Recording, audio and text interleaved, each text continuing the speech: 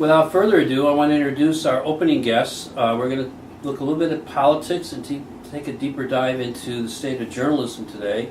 The ever-busy political blogger and reporter for Crane Chicago Business, who I remember fondly with his twice-a-week column at Lerner newspapers back in the 1970s. A while ago. And many other pursuits since. But Greg is one of the hardest-working reporters, covering a lot of local politics, but the nature of our politics, a lot of state and other stuff as well. And joining him is Charlie Meyerson of Rivet Radio. He's Vice President of Editorial and Development Work for Rivet, which we'll talk about a little bit later.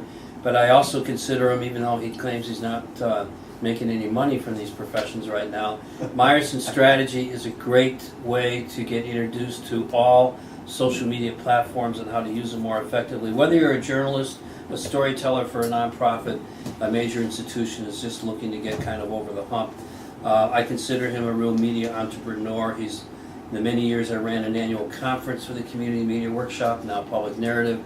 We would have Charlie on in some capacity because he was always a year or two ahead of the intraweb curve, as we were calling it back then. And you really were. It's funny as we think back on those conferences, and I often do. I was in radio. I was on a panel with, for radio reporters one year, and then I left radio and joined the internet at the Chicago Tribune. And there was a panel next door on radio and a panel on the internet, and there was nobody there for the internet. Then a few years later, I joined WGN Radio, and I was on a panel for radio news, and there was a panel for the internet, and the internet room was jammed, and there was nobody in the radio newsroom. The shifting media landscape through the persona of Charlie Meyerson. So, Greg Hinz, you've been at this local beat for a long time. Have you seen a political season quite like the one we've just been through that culminated in the so-called peaceful transfer of power yesterday? No. I go from the local to the national. You've got a budget war in Illinois. This is the first time in my memory you're now going into year 3 without a state budget. There's a little hope on the horizon, perhaps, the last few days with the folks in the Senate deciding they're not going to wait for Rauner and Matt are going to do it. They're going to try to do it on their own. It is hopeful. Yeah. There is hope. Is there still hope around the pensions if they come through with something? No.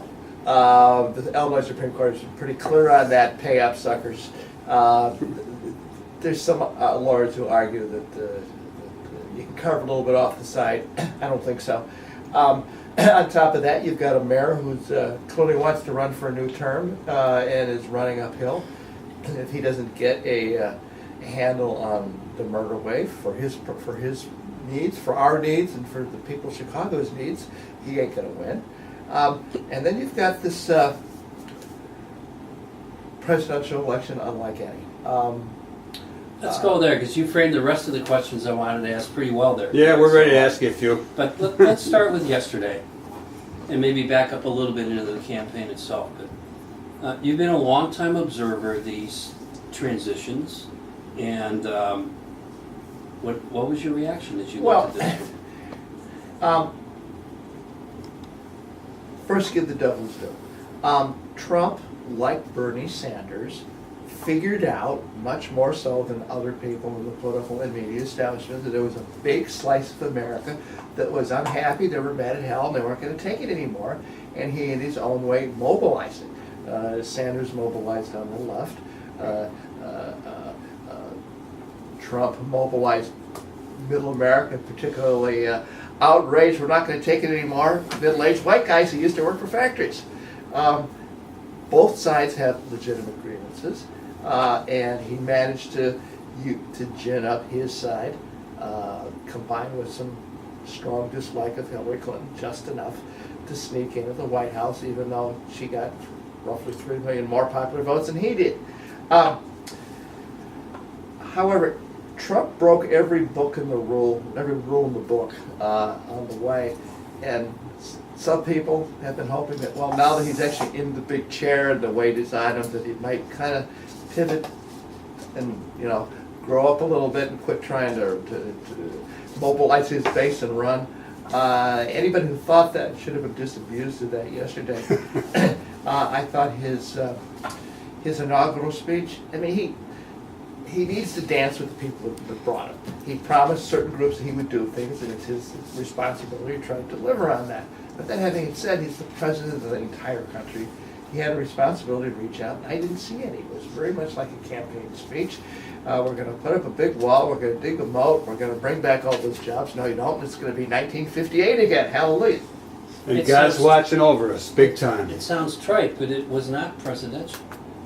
It was still a campaign speech, and I was never holding my breath for a pivot, because I think many of us read this Right. personality the way we thought, Charlie. I don't think you can use that word. I don't think that word presidential means what you think it means anymore. By definition, he is the president. Yes, This he is a is. year in which that word, presidential, has been and will be redefined. Yep. I mean, we'll find out. Some people are going to hold it against him that he isn't acting quote-unquote presidential. But in the end, I think the success of his presidency is going to be whether he can sit out his personality, keep from tweeting us into a war, and in particular, whether he can bring back all these industrial jobs that he keeps talking about. I don't think so. There's clearly big changes on the table coming in the healthcare field, where he's actually the moderating force. There's the Republican Congress that wants to go farther. So, like anybody else, I have an expression about politics. You get any group of politicians enough rope, and right now the Republicans own all the rope in Washington. Eventually they'll tie the rope around their neck and they'll jump. We'll see. I want to introduce a topic that you just touched on that I think all recent presidents have not been straight with the American public, who's fearful about the shifting economy and jobs off-season and all that. Have we yet to figure out what all these technological changes in our lives have really meant to working people and what comes next? No, we haven't. It's an ongoing process that won't end in our lifetimes. Yeah, and the difficulty is it hurts some people and helps other people at the same time. For all the former people who used to work in factories in the city of Chicago, there's a lot of them who lost their jobs because they moved to Mexico or got replaced by a bunch of robots or whatever.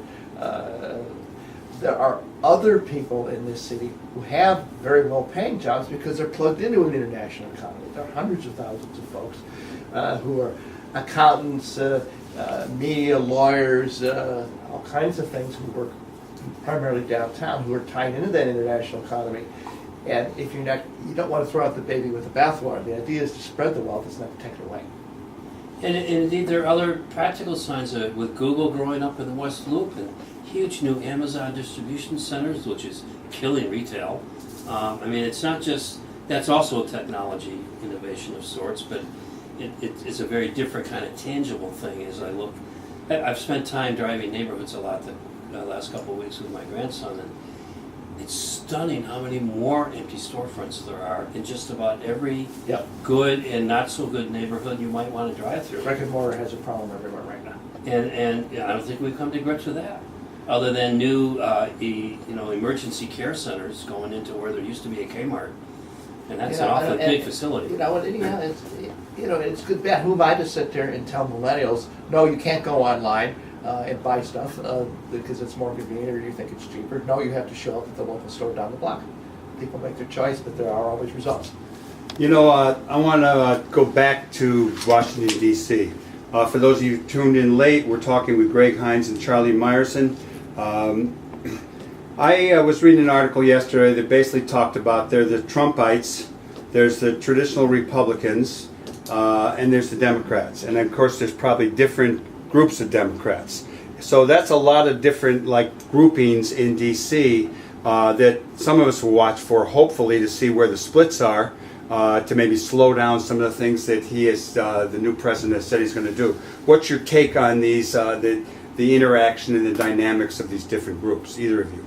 Oh, golly, there are factions within factions. There's big Republican commentators who would say they don't consider Trump to be a Republican, and in some ways he's not. I think you have to, this is a reach, but Trump on top of this very strange personality, I just use that word strange, what he's up to is he's a traditional populist in some ways. I mean, I could liken him, without too much of a stretch, I think, to William Jennings Bryan, who absolutely turned American politics on its ear 100 years ago. Charlie is right. Presidential now is going to change because he's going to redefine it.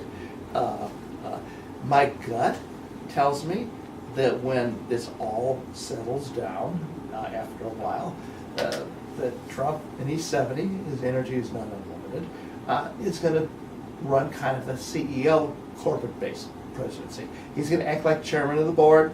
He's going to come in and have his issues, or 2 or 3, he's going to build the wall or whatever. But mostly he's going to delegate his government to somebody else and get reports. Pence and Ryan and The Republican establishment, yes. I think that's how it's going to play out, but nobody knows. Yeah, it's far too early to say, I think. And in a purely objective journalistic sense, that's one of the things that I most look forward to, actually. I think we're going to be living in an era of unintended consequences because of all these variables, all these groups that can mix and mingle and coalesce in new and unexpected ways.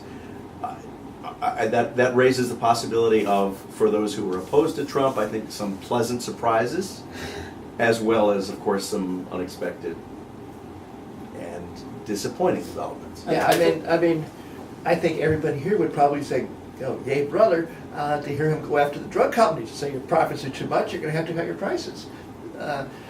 It's a mixed blessing. And there's a part of me that wanted to grab his analysis, such as it is, of the intelligence agency, because I remember Pigs, Gulf of Tonkin, et cetera, et cetera. Yeah, now we're rooting for the intelligence guys. But, you know, I don't know what his analysis really is, or where that's going to go, or where the pushback from the intelligence apparatus is going to be, because, as Eisenhower warned us so many years ago, they control a lot. I want to make one comment about the speech, which you called populist, and I think I would have been comfortable listening, even if it was a campaign stop, to a populist speech. I heard a nationalist-ridden thing that really scares me and bothers me, and I think is one reason there's so many women and others who are expressing their own feelings about this today. And when he says you will never be ignored again, it's really code for you white people, we're going to take care of your asses. I hope not. He went out of his way. The one of the few reach out moments in his speech was he went out of his way to say, "Hey, we all bleed red." It was a pretty good phrase, but I don't know. I'm a little nervous about bleeding in general, so it worries me. all right. But clearly, part of his base is hearing it exactly that way. So we'll see what happens on the state level. I want to do a little bit more politics before we get into the other part of this discussion, which is how is journalism going to do? And you've already kind of introduced us to this a little bit, Charlie, but let's be hopeful that there might be a breakthrough that covers, you know, at least part of the state budget crunch. What do you see coming out of this inaugural weekend on how quickly folks might work on this next week? Well, let me set the stage here first. You got 2 really stubborn guys. This is all about ego. You got Mike Madigan, and you've got Bruce Rauner. And it's a classic. There's a word I could use to describe it. It ends in fight. Both have points on their side, and both have points where they're wrong. Rauner is right that the state's economy is stuck in a rut. It hasn't been producing jobs. People are leaving. They're voting with their feet. They're moving someplace else. Madigan is right that parts of what Rauner wants to do would disembowel much of the middle class, particularly folks in union households. The state needs more money. A tax hike is coming. Reforms are needed in workers' comp. All that could have been worked out in about an hour by people of reasonable goodwill. But the problem is both of these guys are now convinced that the only way to win is to absolutely destroy the enemy. And there's a theory out there that has some truth to it that Madigan has decided that the only way to win is to deny Rauner anything, and we'll go to the 2018 elections. So no victory, no nothing. We'll let the state fall apart around us and run up the bills or whatever. Who do you think's stronger right now? I mean, if you were betting on neither one of them to pull it through, who would you go with? I'd say there is a wee bit of momentum behind Rauner, because he's got a lot of money. He knocked off a few Democrats in the last election cycle. But Rauner's problem is that if Trump lays a big egg, and he could, whoever runs against Rauner next time, not only is going to run against Rauner, they're going to run against Donald Trump's governor. And he knows it. For instance, if Trump moves to move Medicaid to a block grant, that effectively would cut the amount of spending in Illinois. That's a huge problem for Ronald, because there's lots of people in this state depend on it. They know how to vote. They lose their health care. Guess who's going to get bit? In the end, it's going to be him. Anyhow, the folks in the Senate, God bless, have finally decided to try something on their own. John Calhoun, who's the president, has been in Mike Madigan's shadow for 30 years. He knows it, and he's decided to try to emerge a little bit. Chris Sidonio, who's the Republican leader, has decided to go along. And they're trying to put together this grand bargain, as they call it. Man, it's got everything. It's got like the world's biggest Christmas tree with ornaments on every branch. Minimum wage increase, earned income tax increase, regular tax increase, soda pop tax, workers' comp changes, term limits for legislative leaders. That's just the beginning. Casino gambling, casino for Chicago. And they had 8 bills that may come up for a vote this upcoming week, and they're all tied together legally in the form that none of them can move on, none of them become law if the whole package doesn't pass. So it's a quintessential whole package, and we're going to see next week if they have the votes to pass the sucker. If they do, then it goes over to Madigan in the House. But there's an intermediate point that's of interest. I think Ronald would be really smart if the package gets out of the Senate to hold his nose, even if it's not perfect, and say, I'm for it. That would give him the potential to isolate Madigan for the first time in 2 years. And I don't know whether the Speaker could probably be strong enough to stand up and say, screw you, I got to do what you want. But there's a lot of people in his caucus who are getting nervous. They got to face the voters. The voters aren't happy with some of this stuff. So we'll see pretty soon. Is it going to happen? I wouldn't bet the ranch on it, but it might. I'm impressed with what Cullard and Organo put together, except to me it's 2/3 of a big deal. I pine for the days of the Don Clark-Nesh solution, which includes a change in the way our most regressive sales tax is used, expanded on services, reduce the rate, then you can have your property tax freeze along with the income tax, which probably isn't worth trying to change to a progressive rate right now, so you do the income tax credit to kind of alleviate some of that. To me, the lack of attention on the sales tax part of this, particularly when you're adding stuff like soda taxes, is a big missing piece because we're still short on revenue. Well, be careful what you wish for. I think that's still coming. It could be coming as part of the big package because there's a $2 or $3 billion hole in it, depending on how you count it. Cullen told the Sun-Times editorial board that when they get to the big capital bill they want to talk about, which is also coming down the road after they get rid of the budget bill, that's where you might see the service tax. He thinks there's some potential constitutional problems. You're listening to Live from the Heartland on WLUW 88.7 FM. We're talking with Greg Hinz of Crane Chicago Business and Charlie Meyerson of Rivet Radio, and we're all getting ready to join the march after the show a little bit later on. Michael? We're going to shift gears a little bit here. Charlie, I'm going to start with you. What do you think the role of journalism is going to be in the Trump era? Really, really good. I think, Lay it on us. Give us some detail. Many of us of a certain age got into journalism around the time of Watergate. And we saw the ability of just a handful of dedicated reporters to bring about real change, to topple a government that was at least partly corrupt. And since then, journalists have had it kind of easy. They were so effective in bringing about reforms to the government, ethics boards and freedom of information laws and all the rest of that. Not journalists, but legislators and people of good conscience. I think journalists have gotten a lot more cozy, a little too comfortable over the last several decades in their relationship with those who are in power. And I think in a purely objective sense, this is going to be journalism's time to shine. Have you gotten too comfortable with your sources, Greg? Talking about DC mainly, okay? That is always a risk. Let me riff on that a little bit. I think Charlie's basically right. It always takes good material, and Lord knows there's going to be plenty of good material here. But you can't talk about journalism today without talking about the changes in the nature of the organizations. All the web is like globalization is giveth and taketh, and for most media organizations, it's taketh. The financial underpinnings of every major news organization in the country, I mean everyone, are really under assault. New York Times has laid off people, the Wall Street Journal has laid off people, Cranes has laid off people, the Tribune has laid off people. The Post is hiring, but off of Amazon. The Post is hiring off of Amazon. There are a few signs of newer kinds of nonprofits starting to emerge.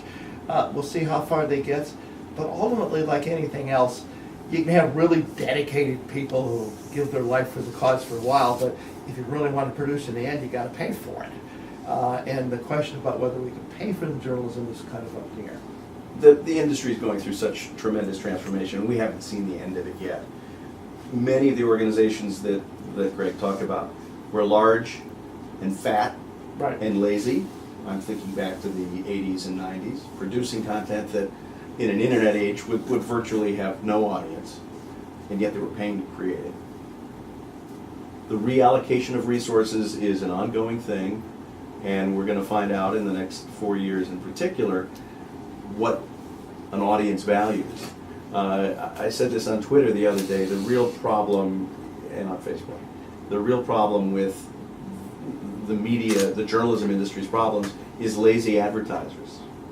Advertisers have just been, and ad agencies, taken the low road. I want, 500 million page views, get me those. Many of those page views come from sites with little or low value information. Advertisers need to be enlightened by their customers, by their own marketing people, as to which ads, which platforms actually have engaged information consumers, and make sure their ads are being actually seen as opposed to being skimmed or skimmed. And as that money goes where it really should be, to places and sites where people are paying attention, I think you'll begin to see some growth in organizations that are creating content that is relevant and valuable. That is one bright sign. Another one is that the bar to doing journalism is lower. The old expression before used to be, if you believe in freedom of the press, buy a press. Now, any kid with a recorder or a notebook can go out and watch something, or phone, can sit there at the phone or go home and get in the computer and do a story, post it. There's some good stuff coming out there. There's some crap coming out, but there's some good stuff. Our Absolutely. intern Morgan was downtown at the demonstration last night, live video off her phone, going out into the world. Look, some of the most important news stories of the last several years have not come from the major news organizations that are engaging in cutbacks. They come from people with cell phones on the street. Right.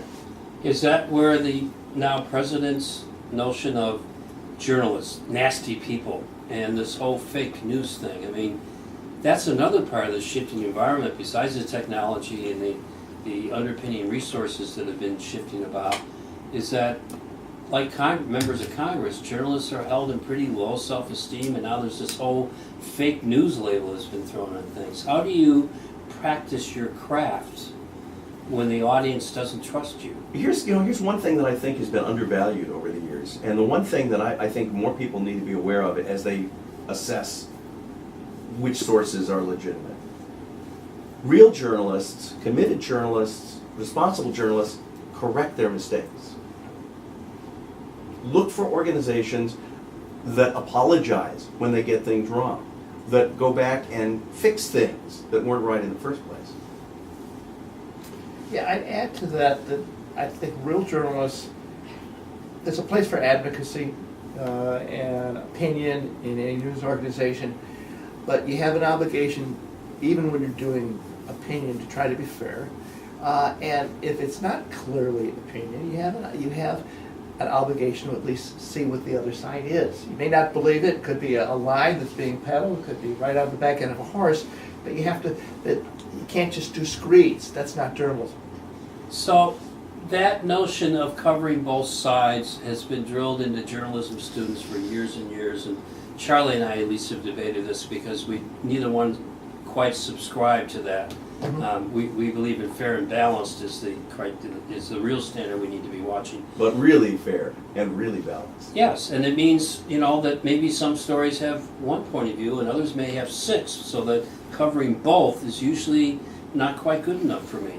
But it gave rise, I suggest, in this last campaign, to this question of equivalency, so that the president's 5 misstatements of one day had equal value to a made-up story about the other candidate that got the same credence and credibility. Yes, there were bad optics on one side and a Twitterer for president on the other side. How do news consumers sit through the material working journalists like you are producing when a lot of people think that one side got more coverage than they should have? It requires some work. If you really want objectivity, you really want a good picture, you can't just go to one site or go to one blogger or read one news organization. You have to pick up a sampling. I mean, I go out of my way to see how Fox News is covering stuff sometimes because I want to get the other side of things. One of the unfortunate sides of the internet era is that, particularly with people getting news feeds via Facebook, is you tend to just reinforce your own point of view. That's not good because that's in some ways it explains why the country is as deeply divided as it is, because nobody's hearing the other side. Here's what I do, and I think I may even have said this last time I was on the show.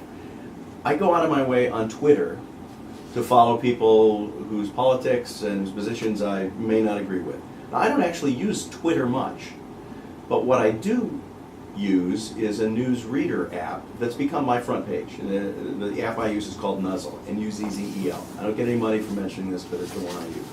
Nuzzle sort of surfs Twitter for me and serves up not the tweets, but actually a list of articles that people are sharing. And if I want, I can go figure out who's sharing it.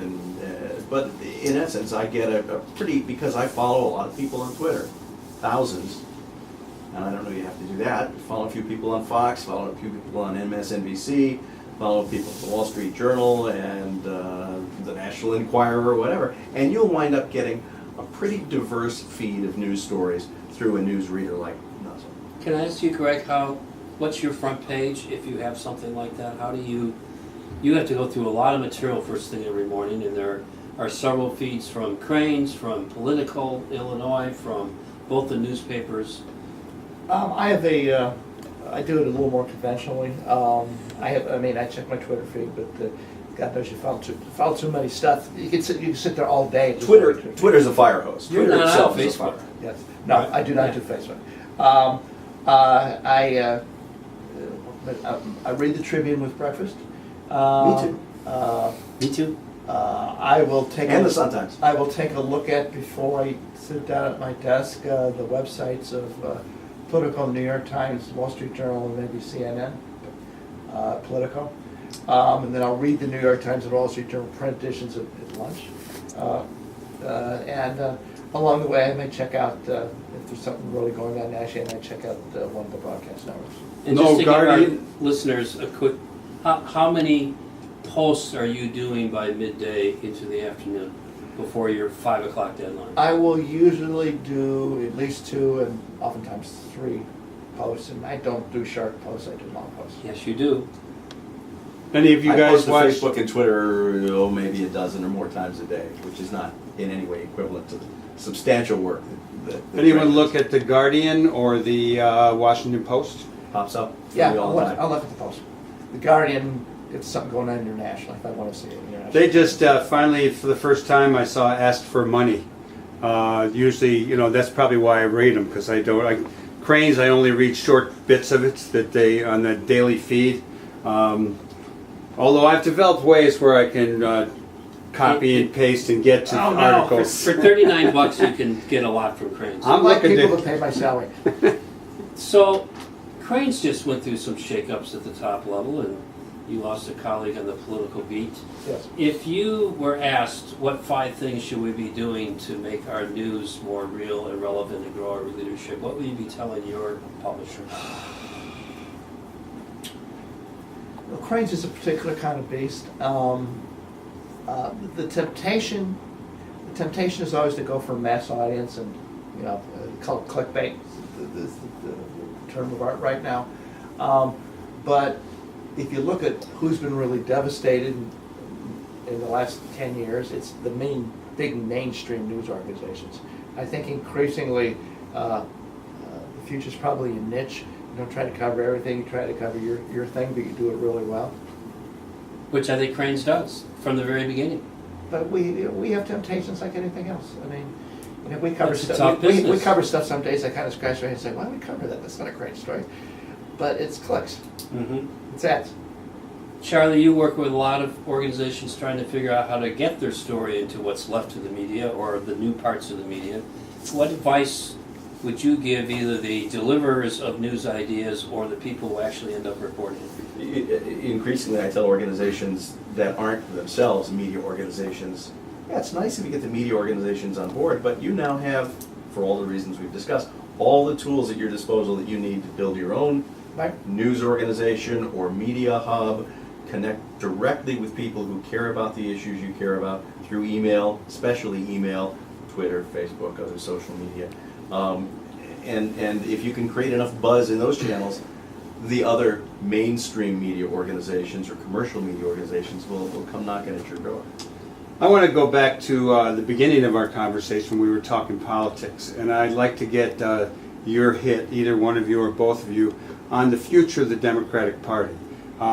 There's articles out there talking about how the Democrats need to move to the left.